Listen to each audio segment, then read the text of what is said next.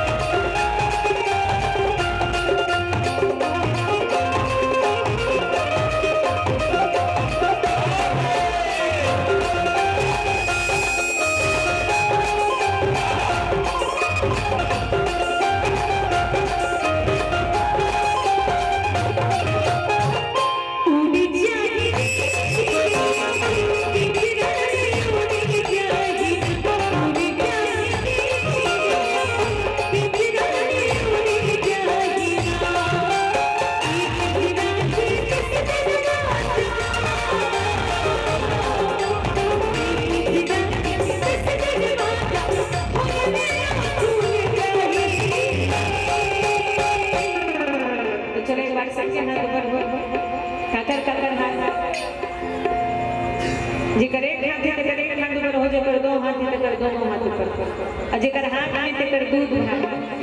अब देखो काका काका हाथ में से सबके हाथ में आज के छमा कर चलो चलो मिल के गाओ उड़ी जाए